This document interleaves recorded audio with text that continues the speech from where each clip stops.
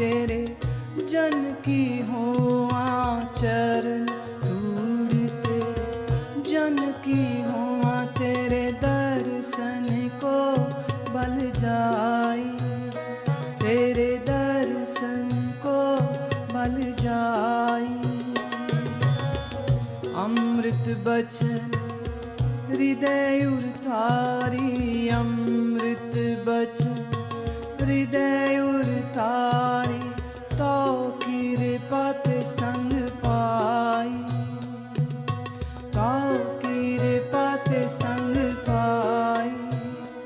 मेरे साहिब, मेरे साहिब, मेरे साहिब, मेरे साहिब, तू मैं माननी मानी, तू मैं माननी मानी, तू मैं माननी मानी, तू मैं माननी मानी।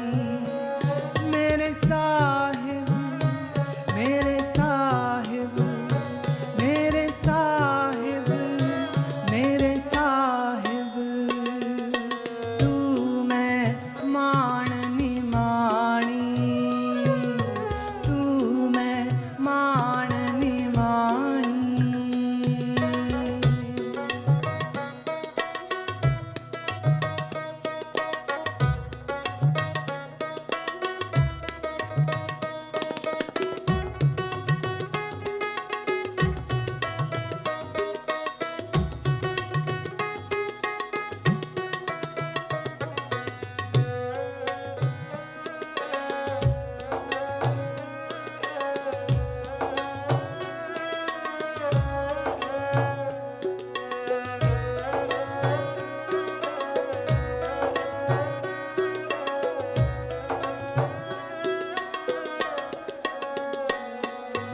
अंतर की गत तुद पैसारी, अंतर की गत तुद पैसारी, तुद जेवड आवर न कोई, तुद जेवड आवर न कोई।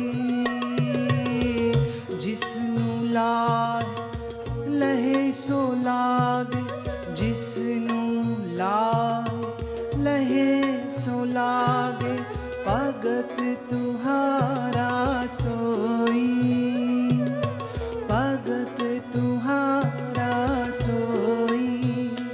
मेरे साहिब, मेरे साहिब, मेरे साहिब, मेरे साहिब, तू मैं माननी मानी, तू मैं माननी मानी, तू मैं माननी मानी। मेरे साहिब, मेरे साहिब, मेरे साहिब, मेरे साहिब, तू मैं माननी मानी, तू मैं माननी मानी।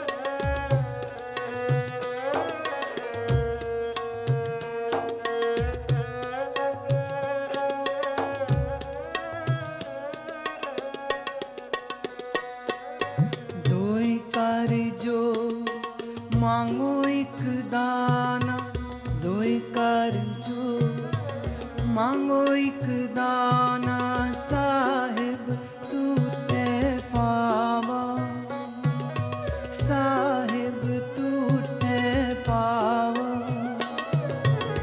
सास सास नानक आराधे, आठ पहर गुण गा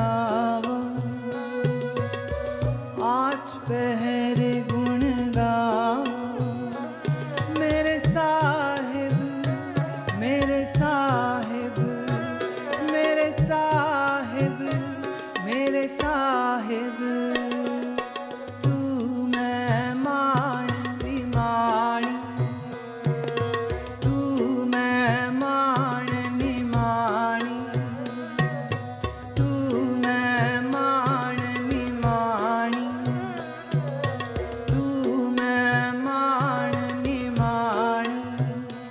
मेरे साहिब मेरे साहिब मेरे साहिब मेरे साहिब, अरदास करी प्रभ अपने आगे, सुन सुन जीवा तेरी बाणी, सुन सुन जीवा तेरी बाणी। मेरे साहिब मेरे साहिब मेरे साहिब मेरे साहिब, तू मैं माण निमाणी, तू मैं माण निमाणी, तू मैं माण निमाणी, तू मैं माण निमाणी, तू मैं माण निमाणी, तू मैं माण निमाणी।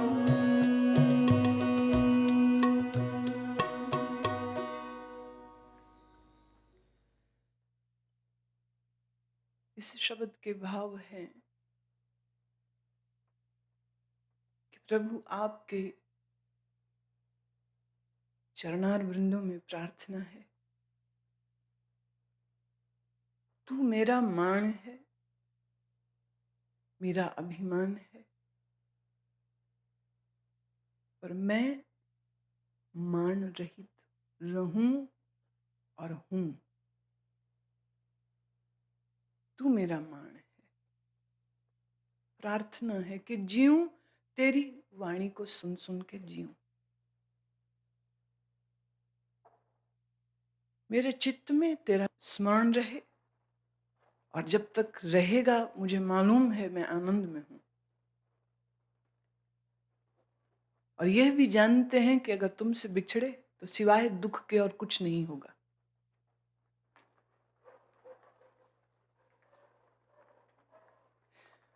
इस पर भी भक्त की विनती है कि ये जो प्रसाद मिला है वह तेरी कृपा से मिला है, इसमें मेरी कोई योग्यता नहीं। जो ये सोचता है कि मेरी योग्यता से मिला है वो भक्त नहीं है। जो ये कहता है जो मिला है सो तेरी कृपा है, और कृपा के लिए कभी योग्यता मापदंड नहीं होती। You don't deserve grace, you just receive grace.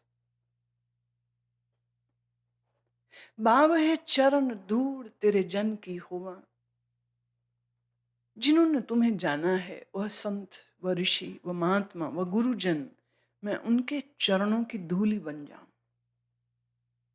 मैं नतमस्तक रहूं। मेरा स्थान उनकी धूल के बराबर भी नहीं है, सो उस धूल को जो पावन होती है उनके चरणों से मैं उठाऊं और अपने शीश पर लगाऊं और सोचूं और फिर भाव करूं कि शायद मेरे प्रारब्ध कर्म इस चरण धूलि से बदल जाए। इस शब्द के भाव हैं कि मेरे अंतर की क्या गति है प्रभु आप ही जानते हो। मैं दूसरों को मूर्ख बना सकता हूं, मैं स्वयं को भी छल सकता हूं, पर मेरे भीतर क्या है ये सिवाय तुम्हारे कोई नहीं जानता है। और तुम जानते हो कि मुझे कब क्या देना है, मुझे कब क्या नहीं देना है, और तुम यह भी जानते हो कि तुमसे बड़ा कोई नहीं, तुम्हारे जैसा कोई नहीं। और तुम यह भी जानते हो कि मेरी सूत्र मेरी तार तेरे संग बंधी है, जब तक इस तार को तू थामे रहेगा मैं तेरे पथ पर चलता रहूंगा। जिस दिन तेरे हाथ से यह तार छूट गई उस दिन कितना ही ज्ञान सुना हो, कितनी साधना की हो, कितने जप तप साधे हों, कितने अनुष्ठान यज्ञ किए हों, पर जिस दिन तेरी तार मेरे से टूट जाए, जिस दिन तू मेरी तार को छोड़ दे, मैं फिर कहीं नरक में गिरा मिलूंगा। अगर चल रहा हूं तो तेरा प्रसाद है। अगर कुछ अध्यात्म की खुशबू मेरे जीवन में है तो यह भी तेरी ही कृपा है, क्योंकि मेरे प्रारब्ध में, मेरे कर्मों में ऐसा सत्व कहाँ, ऐसा धर्म कहाँ कि मैं तुमको स्मरण कर सकता, मैं तुम्हें याद करता। कर रहा हूं तो इसमें मेरी कोई बड़ाई नहीं है, इसमें मेरी कोई महानता नहीं है। जो दिया सो तुमने दिया है। मैं दोनों हाथ जोड़ करके पुनः प्रार्थना करता हूं कि सिर्फ एक दान तुमसे चाहिए प्रभु, कि मेरे श्वास श्वास में मैं आराधना करता रहूं, और आठों पहर, 4 पहर दिन के, 4 पहर रात के, इन आठों पहरों में मेरा सुमिरन चलता रहे, मेरे मन की तार तुम संग जुड़ी रहे। और जिसके मन की तार प्रभु संग जुड़ी रहती है, वह इस संसार में होकर के भी इस संसार का नहीं होता है। उसी को श्री कृष्ण भगवान अपने शब्दों में, अपने ढंग से, अपने तरीके से कह रहे हैं, वह कर्म सन्यासी होता है। मैंने इस गुरु ग्रंथ साहब से आए सुही राग में गाए गुरु अर्जन देव जी के इस शब्द को आज लिया है ताकि आप इस बात को समझ सकें। शास्त्रों में भेद नहीं है, सत्य में भेद नहीं है, सद्गुरुओं में भेद नहीं है। भेद जहां पर हैं उन धर्म के ठेकेदारों, पंडितों और भाइयों ने खड़े किए हैं, राजनीतिक दलों ने खड़े किए हैं। जो स्वर, जिस स्वर में कृष्ण कह रहे हैं, उसी स्वर में गुरु अर्जन देव कह रहे हैं। कल हमने यही बात खत्म की थी, निष्काम कर्म श्रेष्ठ के कर्म सन्यासी हो जाना श्रेष्ठ। अर्जुन ने सवाल किया था और भगवान ने उत्तर दिया था कि दोनों बातें एक ही हैं, उसमें कोई फर्क नहीं है।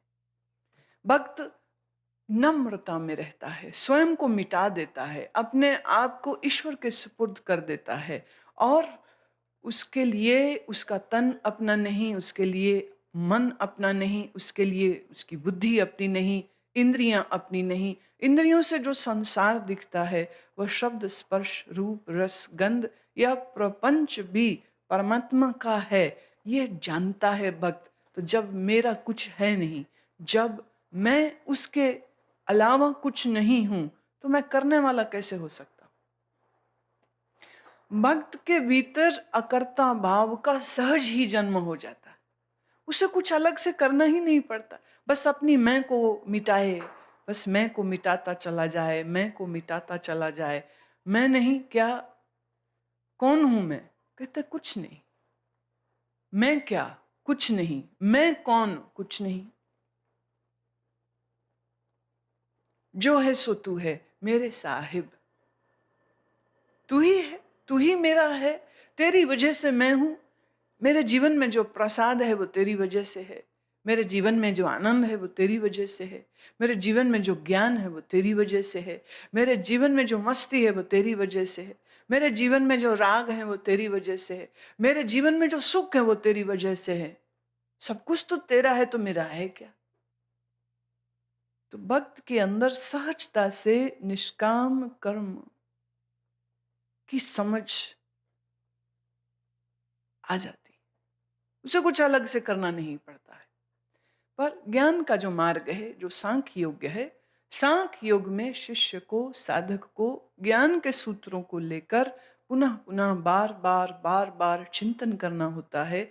कौन हूं मैं? देह नहीं, मन नहीं, इंद्रिय नहीं।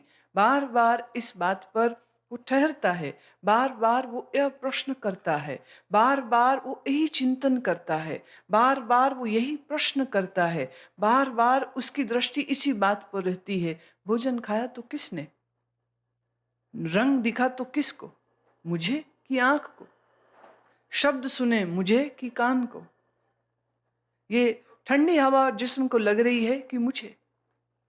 प्यास लगी मुझे कि शरीर को? अब शब्द सुने और दुखी हुआ तो कौन, मैं कि मन? सम्मानजनक शब्द सुने खुश हुआ मैं कि मन? गुरु की कोई गूढ़ बात समझ नहीं लगी, मुझे कि बुद्धि को? और समझ लग गई तो इसका अभिमान मुझे हो कि बुद्धि को? सांख्य योग में, ज्ञान मार्ग में शिष्य का चिंतन बराबर इस विषय पर चलता रहता है। अर्जुन ने सवाल किया था कि क्या श्रेष्ठ है, ज्ञान की भक्ति, सांख्य योग के कर्म योग, किसको हम श्रेष्ठ माने? प्रभु ने कहा श्रेष्ठ और अश्रेष्ठ का प्रश्न नहीं है, ये दृष्टिकोण है। आपकी मानसिकता के तदनुसार अलग अलग मार्ग दिए गए हैं। जो बुद्धि प्रधान है उसके लिए ज्ञान मार्ग श्रेष्ठ होता है। चिंतनशील आदमी के लिए ज्ञान मार्ग उत्तम होता है। जो बुद्धि से अपने जीवन को जीते हैं उनके लिए सांख्य योग श्रेष्ठ होता है। बात जो मैं कह रही हूं, जो बुद्धि से जीते हैं, तुम कहोगे हम सब क्या बुद्धि के बगैर जी रहे?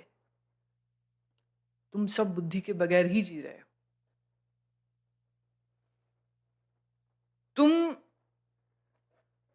यूं कह दो एक ऐसा मैकेनिज्म हो, you have been trained to think in a particular way, you have been trained to say in a particular way, you have been trained to eat, sleep, walk, drink, interact in a particular way. ये जो तरीका आपके दिमाग में डाला गया है वो आपके परिवार, समाज, स्कूल, कॉलेज, यूनिवर्सिटीज सबका मिला जुला योगदान है। और तुम ख्याल से देखो तो तुम्हारी जिंदगी में हर दिन कुछ भी नया नहीं होता। रोज एक ही चीज रिपीट हो रही। एक ही ढंग से उठते हो, खाते हो, पीते हो, ऑफिस को जाते हो, काम को जाते हो, रोज वही रास्ते में जाते हो, रोज वही कर्मचारियों से मिलते हो, रोज इतने बजे दुकान खुलेगी या इतने बजे ऑफिस खुलेगा, और रोज वही कर्मचारी, रोज वही बातचीत, रोज वही ढंग। फिर लंच आवर हुआ तो फिर दोपहर का भोजन फिर वैसे ही खाया, फिर शाम को रोज की तरह ठीक वैसे ही वापिस आए। इस बीच में कुछ बातचीत अखबारों की, टीवी की, राजनीति, मौसम, शेयर बाजार, महंगाई, अपराध, कुछ इस तरह की, वो भी रोज की ही बातें, कुछ नया नहीं है। हालांकि हर आदमी पूछता है अपने मित्र से, अपने सहयोगी से, अच्छा आज नया क्या हुआ?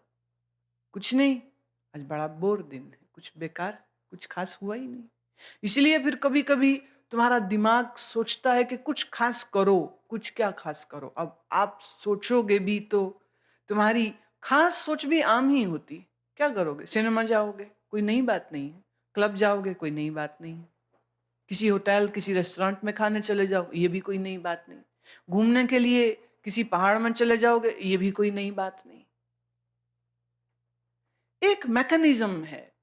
यूं समझिए तुम्हारे इस दिमाग के कंप्यूटर में जो चीजें डाल दी गई हैं, बस उसी के अनुसार तुम्हारा सारा जीवन चलता है। व्यवहार, स्वभाव, चुनाव, पसंद, नापसंद, सब एक ही सिस्टम से चल रहा है। गुरजीएफ कहा करते थे कि जो अपने सेट मैकेनिज्म के साथ जी रहा है वो मनुष्य है ही नहीं, वो सिर्फ एक मशीन है। एक घर का अगर हम सीन लें तो एक माँ कह रही है बच्चों को कि देखो पापा आने वाले हैं। वो रोज की तरह तैयार हो रही है, चाय बना रही है, खाना बना रही है, रोज की तरह। रोज की तरह ही वो घर में आता है, कार पार्क करता है, भीतर आता है। रोज की तरह ही तू कैसा है, तू कैसा है, काम हो गया, नहीं हो गया, चाय दे दो, सिर दुख रहा है, रोज की तरह ही। मैं थोड़ी देर लेटूंगा, रोटी अभी नहीं खाऊंगा, अच्छा थोड़ा घूम आते। रोज की तरह एक ही बातचीत हो रही। बहुत बार पतियों के लिए पत्नी को झूठ बोलना भी मुश्किल हो जाता है, क्योंकि एक ही झूठ बार बार बोलो तो उस झूठ का असर खत्म हो चुका है। गुरजीएफ कहा करते थे कि तुम इतने बेहोश जी रहे हो, कभी कभी शॉक ट्रीटमेंट तुमको देने की जरूरत है। क्योंकि जब ऐसा कोई शॉक मिलता है शायद तभी तुम जगते हो, नहीं तो एक बेहोश व्यक्ति की तरह तुम पूरा जीवन जी जाते हो। एक रोबोट, एक मशीन की तरह, एक प्रोग्राम्ड कंप्यूटर की तरह तुम्हारा उठना, जगना, बैठना, सोना, बातचीत सब कुछ हो रहा है। Where are you? Where is your life? Where is your essence? Where is your spirit? Nowhere, कहीं भी नहीं।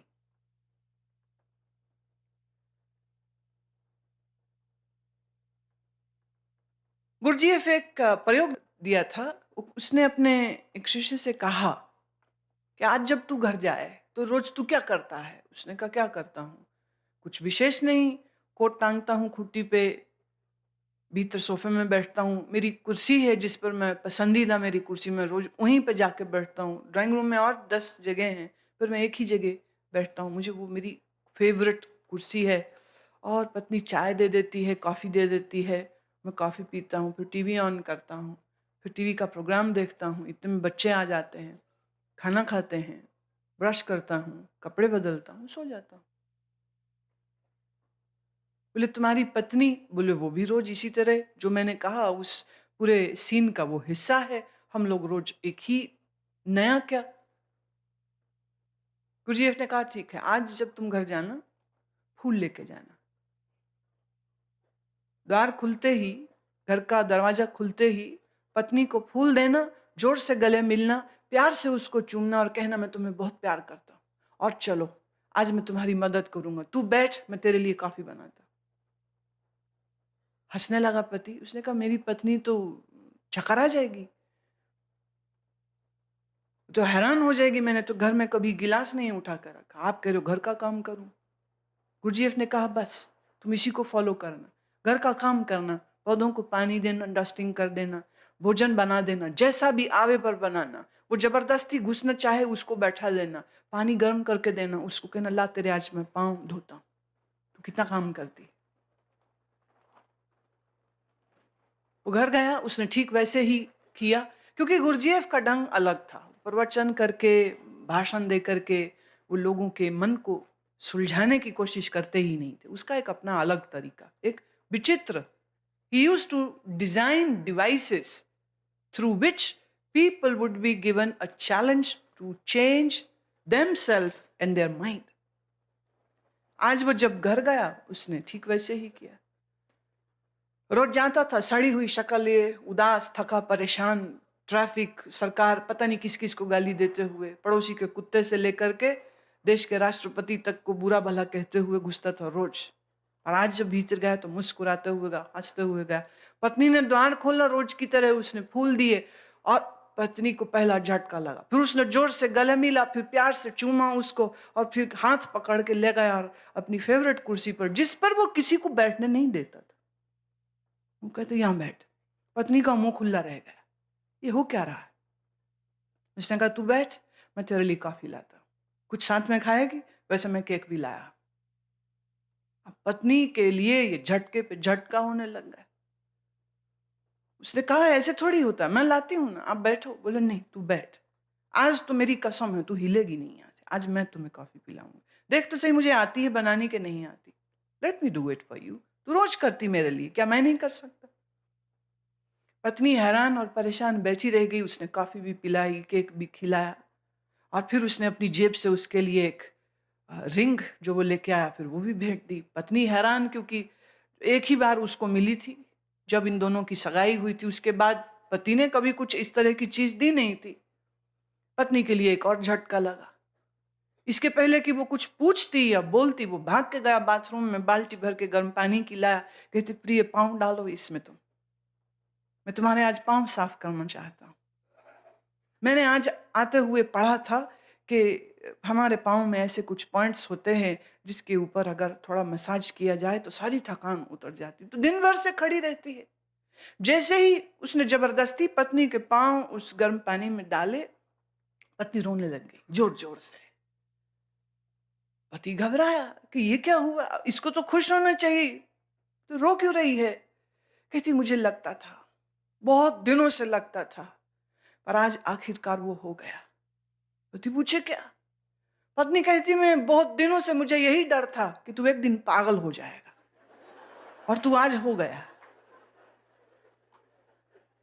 पक्का था मुझे, तेरे लक्षण ऐसे थे, और आज मैं देख रही हूं और किस्मत को रो रही हूं। एक साथ जीवन जीते जीते तुम शायद मुस्कुराना भी भूल चुके हो, इसीलिए मुस्कुराने के लिए भी कोई चुटकुले, कोई गीत, कोई कॉमेडी, कोई पैरोडी तुम्हें देखने की आवश्यकता होती है।